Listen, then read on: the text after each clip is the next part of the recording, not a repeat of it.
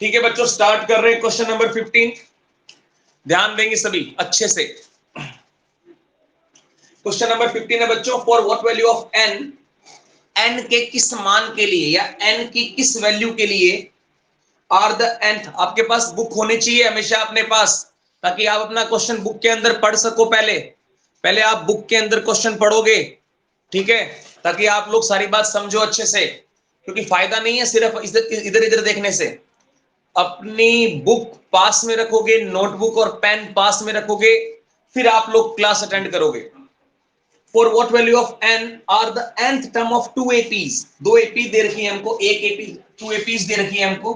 Given APs, given क्या है हमारे पास, एक एपी फर्स्ट है हमारे पास,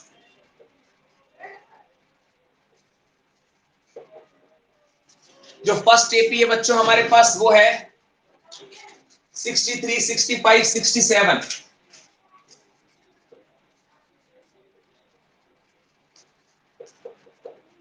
एक एपी हमारे पास ये बच्चों, और जो सेकंड एपी है बच्चों, सेकंड एपी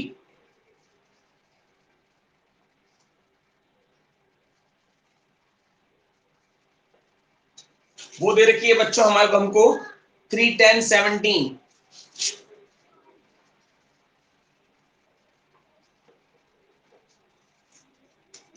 कह रहे for what value of N, N की किस वैल्यू के लिए are the nth term of two APs, इन दो APs equal, are the nth term of two AP 63, 65, 67 and 3, 10, 17 equal. मतलब कहना क्या चाह रहा है, सुनो बच्चों क्वेश्चन क्या है। For what value of n are the nth term of two APs are equal, मतलब कह रहा कि एन की किस वैल्यू के लिए बच्चों, एन की किस वैल्यू के लिए इन दोनों की nth टर्म इक्वल आएगी। मतलब ऐसी कौन सी टर्म होगी इन दोनों की जो सेम भी होगी और उसके लिए इनकी n की वैल्यू भी सेम होगी। बात समझो, बात समझो क्या कहना चाह रहा हूं मैं। 3, 10, 17, इसके बाद 7, 7 का गैप है, इसके इनमें 2, 2 का गैप है। तो ये कह रहा है कि n की किस वैल्यू के लिए इनकी टर्म सेम होगी। मतलब इसमें और इसमें ऐसी कौन सी टर्म होगी जो सेम होगी n के किसी वैल्यू के लिए, कि मतलब इसका भी 17th वैल्यू, फॉर एग्जांपल मान लो इसका भी 20वां पद और इसका भी 20वां पद अगर सेम आता है, मान लो इसकी भी 20th टर्म और 20th टर्म अगर सेम आती है दोनों की, तो वो वाली वैल्यू के बारे में पूछ रहा है कि भाई n की कौन सी वैल्यू के लिए दोनों की टर्म सेम होगी। ये बात समझो कि भाई n मतलब नंबर ऑफ टर्म, कौन सी भाई टर्म की बात हो रही है, किस टर्म की बात कर रहे हो, 25वीं की, 30वीं की, 40वीं पद की, किसकी बात कर रहे हो। तो कह रहा है for what value of n, इनकी जो nth टर्म है वो इक्वल होगी। मतलब अगर मान लो इसकी 25वां पद और इसका 25वां पद, इसकी 25th टर्म और 25th टर्म सेम आ जाए, उसकी बात कर रहा है। तो हम एक काम करते हैं, फॉर फर्स्ट एपी हम लिखते हैं for first AP, for first AP, for first AP की बात करते हैं बच्चों। फर्स्ट एपी के लिए ए क्या है बच्चों 63, और डी क्या है बच्चों 65 माइनस 63 2। हमने ए और डी निकाल लिया। For second AP, second AP की बात करते हैं बच्चों। सेकंड एपी के लिए ए इज इक्वल टू क्या हो गया 3, और डी इज इक्वल टू क्या आ गया बच्चों 10 माइनस 3 इज इक्वल टू 7। अब देखो बच्चों, हम दोनों के लिए एडी यूज नहीं करेंगे। क्यों नहीं करेंगे, देखो ये फर्स्ट एपी है इसलिए इसके लिए A1, तो इसके लिए भी A1 यूज करूंगा तो दोनों सेम नहीं है। देखो 63 है, यहाँ 3 है, तो यहां मैं A1 यूज करता हूं, यहां A डैश यूज करता हूं, A डैश। ऐसे देखो बच्चों, इसका डिफरेंस 2 आ रहा है और इसका डिफरेंस 7 आ रहा है, दोनों का डिफरेंस भी डिफरेंट है, अलग अलग है। तो अगर एक को मैं डी लिखूंगा तो अगले को मैं डी डैश लिखूंगा, डी डैश। दोनों को डी डी नहीं लिख सकते, क्यों क्योंकि दोनों का डी डिफरेंट है। ठीक है, तो एक के लिए डी यूज किया तो दूसरे के लिए डी डैश यूज किया। एक के लिए A1 यूज किया या A1 को आप A भी लिख सकते हो, A1 को आप A लिख सकते हो। तो एक के लिए आपने A यूज किया तो दूसरे के लिए A डैश यूज कर लिया। पर ये बोल रहा है कि इनकी जो nth टर्म है ना, वो कोई nवीं टर्म सेम है। वो टर्म कौन सी, मतलब वो कितने नंबर पे आएगी टर्म, कोई एक सेम टर्म आएगी। जब इसको आगे बढ़ाएंगे और इसको भी आगे बढ़ाएंगे तो इन दोनों की एक टर्म ऐसी है, nth टर्म दोनों के लिए वो सेम आ रही है, ठीक है। और वो दोनों के लिए उसके अंदर n की वैल्यू भी सेम आ रही है। मतलब इसका भी मान लो फॉर एग्जांपल अगर मैं बोल दूं इसकी 25th टर्म है, अगर मान लो 123, और इसकी भी कोई टर्म है बच्चों 123, और ये मान लो n 24 पे आ रही है, तो इसकी भी ये 24 पे आनी चाहिए, सेम होना चाहिए n। कौन सा पद इनका ऐसा होगा जो सेम होगा, ठीक है, ये चेक करना है हमको। तो इसका मतलब भाई इनकी nth टर्म तो सेम ही है, तो जो an इसके लिए होगा वही an इसके लिए होगा। nth term of first AP बच्चों, nth term of first AP वो इक्वल होगी nth टर्म ऑफ, ये कंडीशन है, nth term of second AP की ये कंडीशन दे रखी है हमको, समझ रहे हो। दोनों की nth टर्म है वो, उसके लिए n निकालना है भाई, कौन सी टर्म है जो सेम आएगी इनकी, कौन सा nवां पद, कौन सा nवां पद सेम आएगा इनका, चेक करना है हमको। तो इसको हम लिख सकते हैं बच्चों an, इसको an डैश लिख देते हैं, यहां से बन गया a plus n minus 1d, यहां से बन गया बच्चों a dash plus n minus 1d dash. n दोनों का सेम होना चाहिए, n दोनों का सेम, क्योंकि उसने बोला है कि भाई for what value of n, n की किस वैल्यू के लिए इनकी nth टर्म इक्वल होगी, हमें ये चेक करनी है भाई n की किस वैल्यू के लिए इनकी nth टर्म इक्वल होगी, ठीक है, ये चेक कर रहे हैं। तो वैल्यूज पुट कर दो इसके अंदर, तो हम क्या लिखेंगे, a की वैल्यू कितनी है बच्चों 63 प्लस n, पता नहीं बच्चों n क्या है, d पता है कितना है भाई इसका 2, इक्वल a डैश कितना है बच्चों 3 प्लस n माइनस 1 और d डैश कितना है बच्चों 7, d डैश कितना है बच्चों 7। अब यहां से सॉल्व कर लो इसको, अब यहां से सॉल्व करोगे तो देखो क्या बन जाएगा 63 प्लस 2 का मल्टीप्लाई कर दो इससे n से 2n माइनस 2, 3 प्लस 7 का मल्टीप्लाई करो 7n माइनस 7। अब यहां से सॉल्व करो इसको, नंबर्स को एक तरफ कर लो, n को एक तरफ कर लो, 63 में से 2 गए बच्चों, ये बच गया 2n माइनस सॉरी प्लस 61, या माइनस का 7 प्लस का 3 है बच्चों, तो बच गया माइनस का 4, 7n माइनस 4। हम मान रहे हैं कि इनकी कोई nth टर्म इक्वल है, कोई टर्म है इनकी nth वो इक्वल है भाई, an और a डैश इक्वल है, तो वो n की किस वैल्यू के लिए इक्वल होंगी ये चेक करना है हमको। कोई इनकी एक टर्म है जो इक्वल आ रही है, वो n की किस वैल्यू के लिए इक्वल आएगी ये चेक करनी है, और दोनों के लिए n भी कॉमन होना चाहिए। 2n plus 61 7n minus 4। अब नंबर्स को एक तरफ कर लो, n को एक तरफ कर लो, 2n 7n इधर आया तो माइनस का 7n हो गया बच्चों, ये 61 को वहां भेजो, माइनस का 61 हो गया माइनस 4, ये आ गया माइनस का 5n, और ये हो गया बच्चों माइनस का 65। अब माइनस से माइनस कैंसिल हो गया, n इज इक्वल टू आ गया 65 upon 5 13, n is equal to 13। उनकी 13th वैल्यू n, मतलब 13th टर्म दोनों की सेम होगी, 13th टर्म दोनों की सेम होगी। ये क्वेश्चन था बच्चों, क्वेश्चन समझना बड़ा जरूरी है, पहला टास्क है क्वेश्चन को समझना। 2 एपी दे रखी है बच्चों, उसने बोला for what value of n के किस मान के लिए इनकी nth टर्म इक्वल होगी। तो हम पहले अगर एपी को देखें तो पहली एपी के लिए a कितना 63, d कितना आया बच्चों 2। सेकंड एपी को देखें तो बच्चों a डैश, इसका फर्स्ट टर्म को मैं a डैश मान लूं, a डैश 3, और कॉमन डिफरेंस को मैंने d डैश मान लिया, 10 माइनस 3 7 आ गया। अब हम मान रहे हैं कि इनकी nth टर्म इक्वल है, इनकी nth टर्म इक्वल है, गिवन क्या है बच्चों, nth टर्म इक्वल लिख सकते हो गिवन, लिखा हुआ है, गिवन है कि nth term, let nth term is, nth terms are equal for both AP. मान लिया, माना कि nth टर्म दोनों एपीज की इक्वल है, तो an is equal to an dash. अब चेक करेंगे n की किस वैल्यू के लिए होगी, 13th के लिए होगी बच्चों। आप लिख के चेक कर सकते हो, चेक करने की जरूरत नहीं है। इन दोनों सीरीज का जो, इन दोनों सीक्वेंस का जो nth टर्म 13वां पद आएगा, 13वां पद दोनों का सेम आएगा बच्चों। ये था क्वेश्चन। ठीक है, स्क्रीनशॉट ले लो, एक स्क्रीनशॉट ले लो।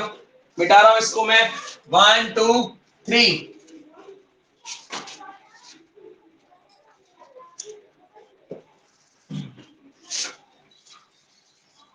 आगे चेक करेंगे नेक्स्ट क्वेश्चन बच्चों, 16th क्वेश्चन देखो। लास्ट वाला क्वेश्चन समझ आया ना, अच्छे से समझ, बताओ जल्दी से, जल्दी से बताओ। हाँ, समझना बड़ा जरूरी है। वो दो एपी दे रखी थी और उन्होंने बोला for what value of N, n के किस मान के लिए इनकी nth टर्म इक्वल होगी। बस ये क्वेश्चन था कि भाई n की किस वैल्यू के लिए इनकी nth टर्म इक्वल होगी। तो n इज इक्वल टू 13, मतलब 13th टर्म के लिए इनकी दोनों की वैल्यूज इक्वल होंगी। ये था। अब अगला क्वेश्चन देखो बच्चों, determine the AP whose third term is 16 and seventh term exceeds the fifth term by 12। बहुत आसान क्वेश्चन है, सेम क्वेश्चन आपने पहले से किए हैं, तो मैं करवाऊंगा नहीं, आप लोग खुद करोगे। कह रहा है एक एपी बताओ, एक एपी फाइंड करो जिसकी थर्ड टर्म तो है 16, जिसकी थर्ड टर्म है बच्चों 16, ये गिवन है, गिवन डेटा है बच्चों हमको। थर्ड टर्म तो 16 है, मतलब A3 तो हो गया 16, और कह रहा है and the seventh term exceeds the fifth term by 12। कह रहा है जो सेवंथ टर्म है ना बच्चों, सेवंथ टर्म वो फिफ्थ टर्म को 12 बढ़ाकर मिलेगी। कह रहा है जो सेवंथ टर्म है वो फिफ्थ टर्म से 12 बढ़ाकर मिलेगी। अगर आप फिफ्थ टर्म को एक्सीड करते हो 12 तक, मतलब बढ़ाते हो 12 तक और उसमें 12 जोड़ते हो, तो आपको A7 मिलेगा, उसकी सेवंथ टर्म मिलेगी। ये दो कंडीशन हमको दे रखी है बच्चों। तो हम देखेंगे भाई गिवन से A3 कितना दिया हुआ है 16, ठीक है, और हमको वो एपी निकालनी है बच्चों। वो एपी कैसे बता सकते हैं, अगर हमको फर्स्ट टर्म मालूम है, ए और डी मालूम है, ए कोई फर्स्ट टर्म बोलते हैं या A1, अगर हमको ए मिल जाए या A1 मिल जाए, एक ही बात है ना, A1 या ए एक ही बात होती है फर्स्ट टर्म, और डी पता चल जाए तो हम लोग एपी बता सकते हैं इजीली। A1 पता है तो A2 निकल आएगा, डी पता है ना हमको, A2 निकल आएगा, A3 निकल आएगा, A4 निकल आएगा, 4-5 टर्म बतानी है बस। तो सबसे पहली टर्म दे रखी है बच्चों A3, A3 है 16, ये गिवन है बच्चों, हमको गिवन है। इसको मैं इस फॉर्मूले से क्या लिख सकता हूं, ए की तो फॉर्मूला बताया आपको, सिंपल सा a plus N minus 1d। ठीक है, एक फॉर्मूला और था लास्ट से nth टर्म निकालने का, अभी उसकी जरूरत नहीं है। तो A3 को लिख सकता हूं बच्चों में a plus 3 minus 1d is equal to 16। ये बन गया बच्चों a plus 2d is equal to 16। इसको मैं इक्वेशन 1 मान लेता हूं, मान लिया इक्वेशन 1। अगली कंडीशन दे रखी है ये A7 is equal to A5 plus 12। तो A7 को हम क्या लिख सकते हैं AN से, A plus 7 minus 1d is equal to A5 को क्या लिख सकते हो, A प्लस 5 माइनस 1d, साथ में प्लस में क्या है 12। ये बन गया बच्चों A प्लस 6d।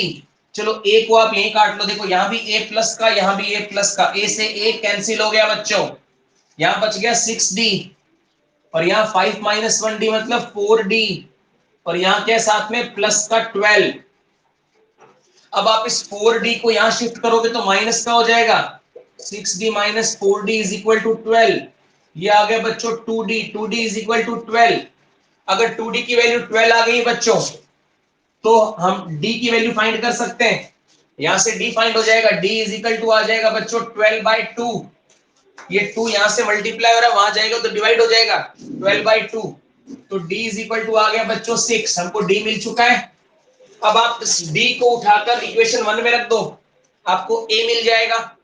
इस d की वैल्यू को उठा के यहां रख दो, आपको a मिल जाएगा। तो लिखोगे by putting d is equal to 6 in equation first. Equation first में उठा के रख देते हैं इसको। इक्वेशन फर्स्ट क्या है बच्चों, a plus 2d is equal to 16। रख दो value, a plus 2 into 6 is equal to 16। ये आ गया a प्लस 12, 16। यहां से a आ गया बच्चों 16 माइनस 12, a आ गया बच्चों 4। हमको a भी मिल गया, a मतलब a1 मिल गया। a का मतलब a1 होता है ना। अब हमको AP बतानी है, वो AP कौन होगी बता सकते हैं। अब आपको A1 पता है, अब आप A2 निकाल लो। A2 क्या होगा बच्चों, A1 प्लस D। ये हम बता चुके हैं, पहले डिस्कशन हो चुका है 5.1 एक्सरसाइज में। अगर आपके पास A1 है तो A2 कैसे निकलेगा, A1 प्लस D। तो A1 कितना है बच्चों 4 प्लस D कितना है बच्चों, D कितना है बच्चों, D को चेक करो 6, तो ये हो गया 10। आपके पास A2 आ गया बच्चों। अब आप A3 भी निकाल सकते हो, A2 आपके पास आ गया। अब आप A3 निकाल सकते हो। A3 कैसे निकलेगा, A2 प्लस D करके। A3 कैसे निकलेगा, A2 प्लस D करके। A2 कितना है बच्चों 10, D कितना है 6, कितना आ गया 16। ऐसे ही आप A4 भी निकाल सकते हो, ज्यादा निकालने की जरूरत नहीं है, बस 4 टर्म निकाल लो। A4 कितना हो गया A3 प्लस D। A3 कितना है बच्चों 16 प्लस D कितना हो गया 22। सो गिवन तो AP क्या होगी बच्चों, तो AP चेक कर सकते हैं। So therefore AP will be, AP क्या होगी बच्चों, सबसे पहली टर्म कौन है 4, अगली टर्म कौन है 10, अगली कौन 16, 22 डैश डैश डैश, ये रही AP। So therefore AP will be 4 10 16 22 dash dash dash, ये AP है। हमने AP फाइंड कर ली। एक स्क्रीनशॉट ले लो जल्दी से। प्रैक्टिस कंटिन्यू करते रहना है बच्चों, क्योंकि मैं बार बार पीछे वाली बातें रिपीट नहीं करूंगा। जो बातें बता चुका हूं उन्हें रिपीट नहीं करूंगा। एक स्क्रीनशॉट ले लो जल्दी से, मिटा रहा हूं बच्चों में इसको। अब ध्यान दो, स्क्रीनशॉट ले लिया करो हाथों हाथ, मैं आगे से हट जाता हूं इसीलिए एक स्क्रीनशॉट ले लिया करो। अब देखो नेक्स्ट क्वेश्चन, देखो बच्चों,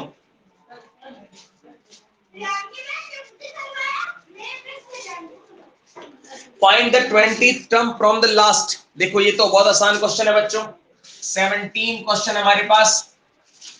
कह रहा है find 20th term from the last of the AP.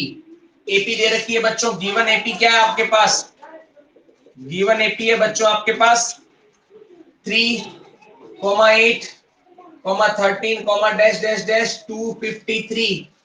आपको मैंने फॉर्मूला लिखवाया था लास्ट से nth टर्म निकालने का।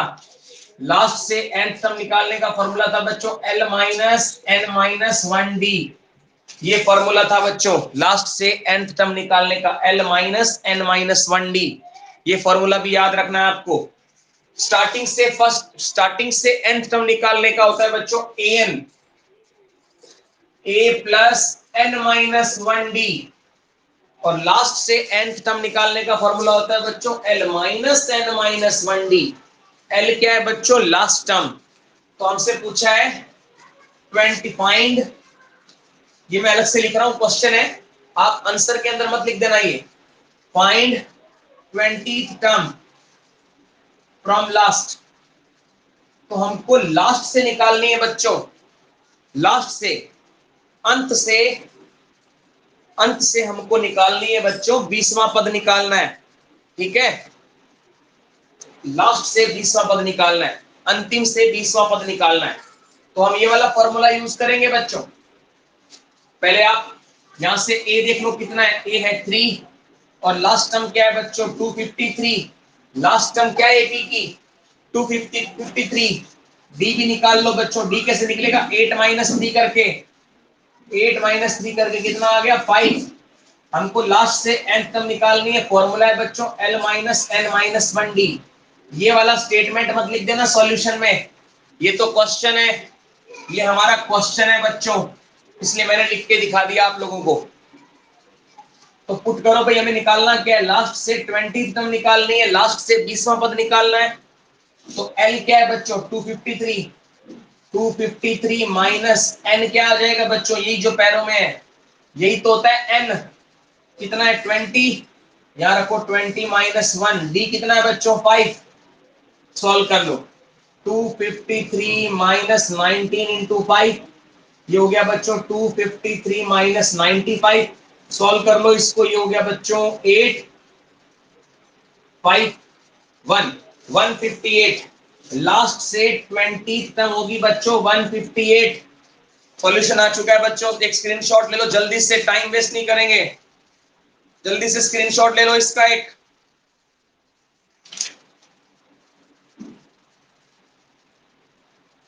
ठीक है आगे चलते हैं बच्चों, मिटा रहा हूं इसको मैं, मिटा रहा हूं बच्चों इसको मैं, 1 2 3, स्क्रीनशॉट ले लिया करो हाथों हाथ। अगला क्वेश्चन देखो बच्चों, 18th क्वेश्चन देखेंगे जल्दी से।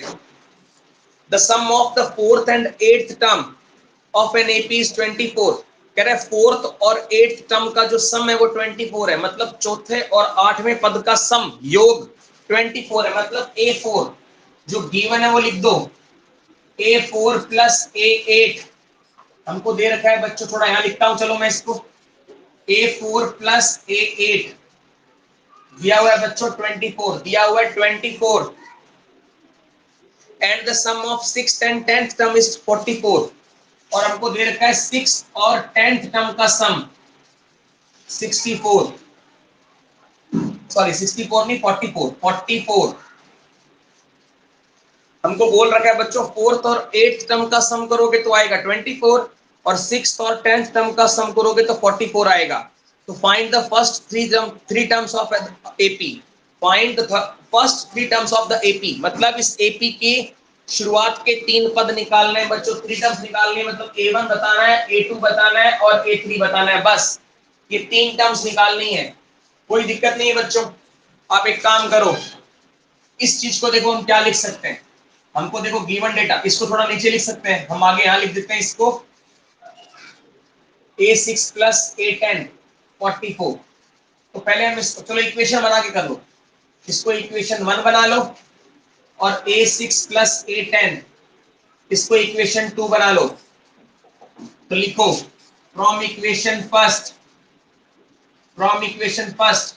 A4 प्लस A8 कितना है 24, रीजन है, रीजन क्या है, बिकॉज गिवन दिया हुआ है भाई, दिया हुआ है हमको।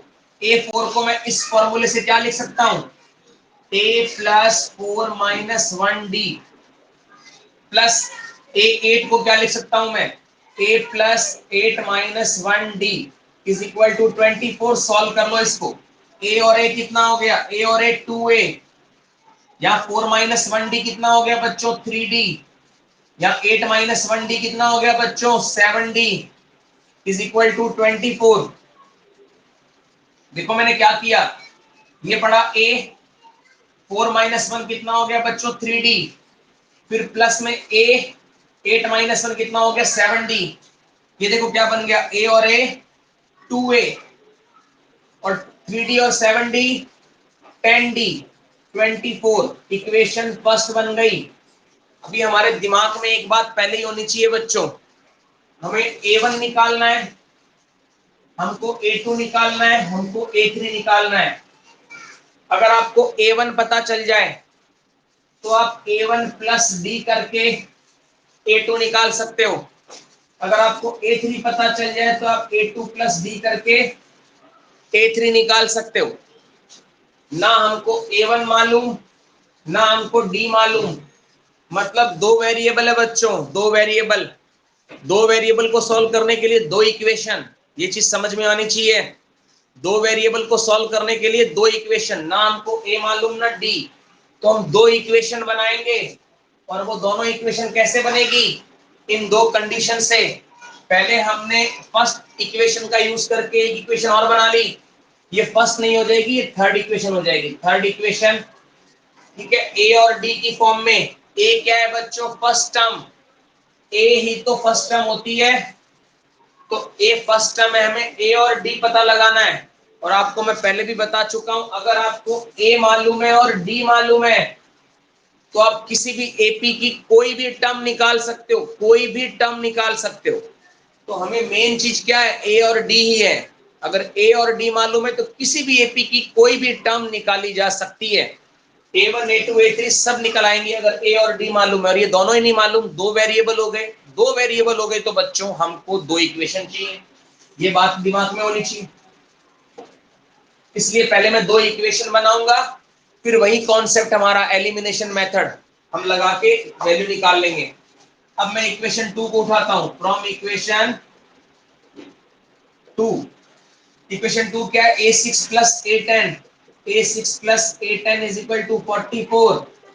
मैं इसे क्या लिख सकता हूं, a6 को a plus 6 minus 1d, a10 को क्या लिख सकता हूं, a plus 10 minus 1d is equal to 44। यहां से बन गया बच्चों ये a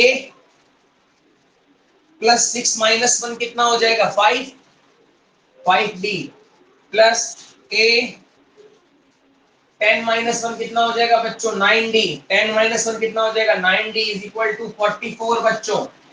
यहां से हम लोग लिख सकते हैं a और a कितना हो गया, 2a, 5d और 9d कितने हो गए बच्चों, 14d। ये क्या हो गया, 44। ये बन गई इक्वेशन 4। अब देखो a और d की टर्म में हमको दो इक्वेशन मिल गई, एक इक्वेशन ये रही, एक इक्वेशन ये रही। अब आप इन दोनों की हेल्प से आप a और d फाइंड कर सकते हो from equation third and fourth.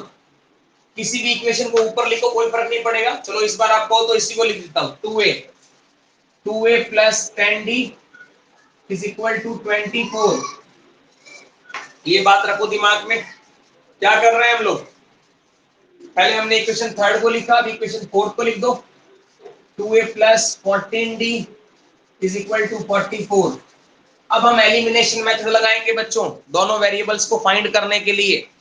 ये कोई नया कॉन्सेप्ट नहीं है, हमने पहले भी बात कर रखी है इसके बारे में। जब भी दो वेरिएबल हो तो दो इक्वेशन चाहिए, और दोनों इक्वेशन को सॉल्व करने के लिए हम लोग एलिमिनेशन मेथड, सब्स्टिट्यूशन मेथड, विलोपन विधि, प्रतिस्थापन विधि, है ना, क्रॉस मल्टीप्लिकेशन मेथड, वज्र गुणन विधि, ग्राफिकल मेथड, हाँ ग्राफीय विधि, इन चारों में से कोई एक विधि इस्तेमाल कर सकते हैं, कोई एक मेथड, ठीक है। लेकिन सबसे इजी क्या रहते हैं, एलिमिनेशन और सब्स्टिट्यूशन। हम लोग एलिमिनेशन यूज कर रहे हैं। एलिमिनेशन कौन सा मेथड है, जिसको हम लोग बोलते हैं विलोपन विधि। इसमें हम लोग क्या करते हैं, एलिमिनेशन मेथड में एक वेरिएबल को खत्म करते हैं। तो पहला स्टेप क्या होता है, हम उसी वेरिएबल को खत्म कर सकते हैं जिसका कोफिशिएंट, गुणांक सेम हो। तो देखो d का कोफिशिएंट कितना है, 10, यहाँ d का कोफिशिएंट कितना है, 14, ये तो हटेंगे नहीं। तो a के कोफिशिएंट देखो बच्चों, a का कोफिशिएंट यहाँ भी 2 है, a का कोफिशिएंट यहाँ भी 2 है, हम इसे हटा सकते हैं। और अगर कोफिशिएंट इक्वल ना हो तो इक्वल बनाने पड़ते हैं, ये भी पता होगा आपको। तो यहाँ तो पहले से इक्वल है a के कोफिशिएंट, तो हम इसको हटा सकते हैं। तो अगर मैं इक्वेशन इसको माइनस कर दूं इसमें से तो a हट जाएगा। आपको पता है जब दोनों के साइन सेम हो तो सब्ट्रैक्ट करते हैं, माइनस करते हैं। उसके लिए हम क्या करते हैं, नीचे के सभी के साइन बदल देते हैं। माइनस करते वक्त क्या करेंगे, देखो ये प्लस का है तो इसको माइनस का कर दिया, ये प्लस का है तो इसको माइनस का कर दिया, ये प्लस का है तो इसको माइनस का कर दिया। इसके लिए आपको पता होना चाहिए बच्चों ये कॉन्सेप्ट क्या है। अब इस जब भी हम इक्वेशन में किसी का साइन बदलेंगे तो पूरी इक्वेशन के अंदर सभी टर्म्स का साइन बदलेंगे बच्चों। किसी भी इक्वेशन पे कोई फर्क नहीं पड़ता बच्चों अगर हम उसकी सभी टर्म्स का साइन बदल दें। किसी भी इक्वेशन में अगर आप सभी टर्म्स के साइन चेंज कर देते हो तो इक्वेशन पे कोई फर्क नहीं पड़ता। तो मैंने इन सभी के साइन चेंज कर दिए, जो प्लस का है उसको माइनस का कर देना है, जो माइनस का है उसको प्लस का कर देना है। तो यहां से देखो 2a प्लस के 2a माइनस के कैंसिल हो गए। यहाँ देखो 10d प्लस के और 14d माइनस के, तो नीचे आएगा माइनस का 4d is equal to 24 plus के और माइनस के 44 है, तो बच्चों आ गया माइनस का 20। ठीक है, आप डायरेक्ट भी कर सकते हो, इसको कोई प्रॉब्लम वाली बात नहीं है, आप ऐसे भी कर सकते थे। इस इक्वेशन में से इस इक्वेशन को घटाकर भी देखो, फर्स्ट इक्वेशन के अंदर थर्ड में से अगर फोर्थ को घटाते तो भी यही आता। देखो ऐसे ही आता, एलएचएस में से एलएचएस घटाते और आरएचएस में से आरएचएस घटाते तो आपको यही चीज मिलती, घटाकर भी कर सकते थे। तो माइनस से माइनस कैंसिल हो गया बच्चों, डी आ गया 20/4, कितना आ गया 5, डी आ गया बच्चों 5। अब इस डी की वैल्यू को उठाकर आप कहीं भी रख दो, चाहे थर्ड में चाहे फोर्थ में, आपको ए मिल जाएगा। तो आप डी को उठा के by putting d is equal to 5 in equation third में उठा के रख देते हैं इसको हम। थर्ड इक्वेशन क्या है, ये रही 2a plus 10d, 2a plus 10d, D की वैल्यू कितनी है 5, कितना है 24 सॉल्व कर लो इसको। ये हो गया बच्चों 2a plus 50 is equal to 24। अब मैं यहां ऊपर लिखना शुरू कर रहा हूं, यहां ऊपर लिखना शुरू करूंगा मैं। 18th क्वेश्चन चल रहा है हमारा। 2a प्लस 50 को आप वहां भेज दो बच्चों, 24 माइनस 50 हो गया। तो ये हो गया बच्चों कितना आ गया, 24 माइनस 50 आ गया बच्चों माइनस का 26। यहां से इस 2 को डिवाइड में भेज दो तो a इज इक्वल टू आ जाएगा माइनस का 13। a की वैल्यू आ गई बच्चों माइनस 13। अब आपके पास a है आप और d है, आप सब कुछ निकाल सकते हो। आपके पास a भी है और d भी है, तो अब आप निकालोगे पहले a2 होगा बच्चों a1 प्लस d। a1 कौन है, a1 है माइनस का 13, d कौन है बच्चों 5, d कौन है 5, तो क्या आ गया a2 आ गया बच्चों हमारा माइनस का 8। ऐसे ही आप a3 निकाल सकते हो, a2 प्लस d करके। a2 कितना है बच्चों माइनस का 8 प्लस का 5, कितना आ गया बच्चों माइनस का 3। तो आपको शुरू की 3 टर्म्स मिल गई है, अब तो आप लिख दोगे। So therefore first 3 terms are कौन कौन है भाई, -13, -8, -5। बस निकाल दी हमने 3 टर्म्स। समझ आया कैसे किया, जल्दी बताओ। कोई चीज समझ नहीं आया तो पूछेंगे भाई हमेशा, ये चीज दिमाग में होनी चाहिए, कोई चीज समझ नहीं आएगी तो पूछेंगे हमेशा, ठीक है। तो ठीक है, आज के लिए इतना ही बहुत है। हमारे 2 क्वेश्चंस रहते हैं 19th और 19 क्वेश्चन और 20th क्वेश्चन रहता है हमारा, 19वां और 20वां क्वेश्चन रहता है। इसे हम डिस्कस करेंगे नेक्स्ट क्लास में। हमारा टेस्ट हम लोग लेंगे फिर ट्यूसडे वाले दिन, फिर मंडे को नहीं लेंगे, ट्यूसडे को टेस्ट लेंगे, इसको कंप्लीट करके लेंगे।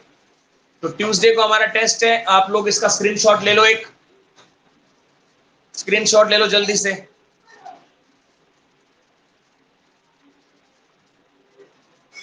ठीक है, तो मिलते हैं फिर हम लोग मंडे वाले दिन, इस एक्सरसाइज को खत्म करेंगे।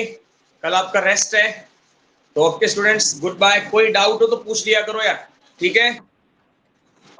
Okay, good bye.